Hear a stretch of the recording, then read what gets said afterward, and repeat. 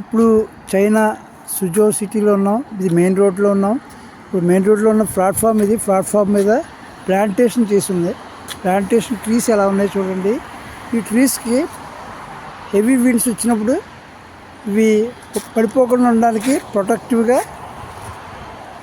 ఈ స్టాండ్స్ బిగించడం జరిగింది. ఇదిగో స్టీల్ పైప్స్, ఇంకో కింద కూడా పాలిథిన్ పేపర్ వేసి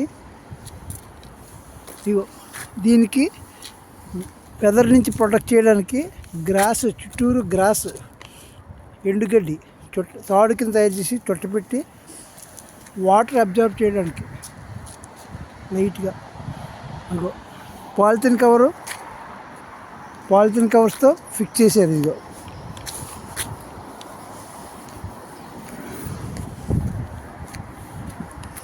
పాలిథిన్ కవర్స్తో ఫిక్స్.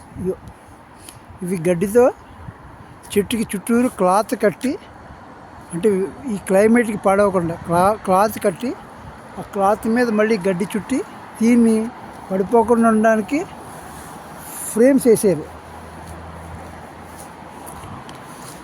ఇగో ఇలా బెల్ట్తో కట్టి, అంటే చెట్టు పాలంగా తీసుకొస్తారు. ఎదిగిన చెట్టుని బిగిస్తారు ఇలాగ హోల్ చేసి. ఇగో ప్లాట్ఫామ్ టైర్స్. దీని కింద ఇది రోడ్ నుంచి వచ్చిన రైనీ వాటర్ పోవడానికి డ్రైనేజ్ సిస్టమ్ ఉంది. అండర్ గ్రౌండ్ డ్రైనేజ్ సిస్టమ్ చాలా పెద్దది ఉంది. కిందకి ప్లేట్స్ వేసి అక్కడక్కడ కూడా ఐరన్ ఫ్రేమ్స్ వేసారు. మధ్యలో డివైడర్లో ప్లాంటేషన్ వేసారు.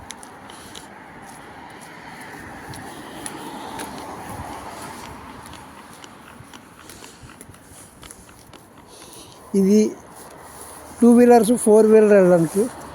4 వీలర్ అంటే కార్లు, చిన్న మోటార్ బైక్, సైకిల్స్కి. ఇది మామూలుగా 1 2 3 4 వేస్ ఉన్నాయి. మధ్యలో డివైడర్ ఉంది. మళ్ళీ అటుపక్క 2 వేస్ ఉన్నాయి.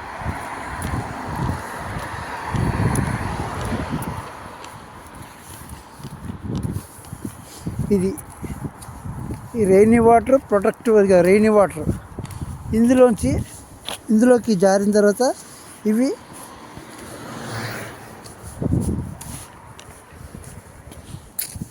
మ్యాన్ హోల్స్ లాంటి ఐరన్స్ ఇందులోకి అవుట్లెట్ ఇచ్చిస్తున్నారు. ఇవి మళ్ళీ అటు ఇటు కూడా బండ్ పాడవకుండా ఉండడానికి జాలీస్ లాంటివి వేసి దాని మీద వేసారు. ప్లాంటేషన్ చేసే జాలీస్ వేసి. నీరు ఎంత ఫ్రెష్గా ఉంది, నీట్గా ఉంది.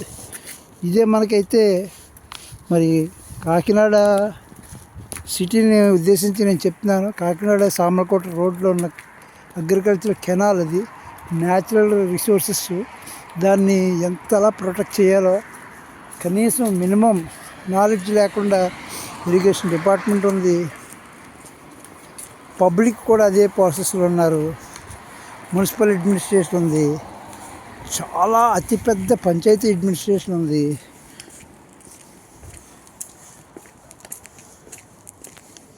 ఇవి ఇంకా చేస్తారు.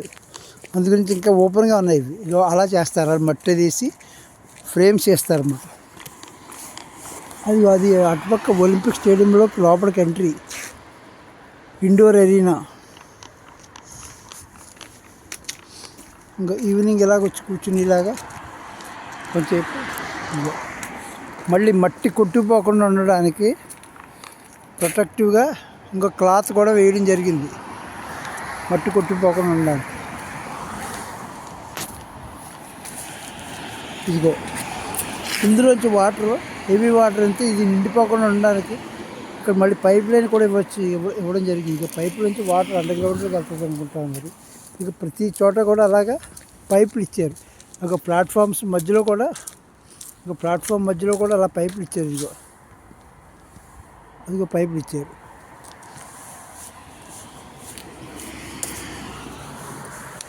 ఇంకా ప్రతి చోట పైపులు ఉన్నాయి. అంటే ఈ పైపు ద్వారాగా వాటర్ లోపలికి వెళ్తుంది అనుకుంటాను.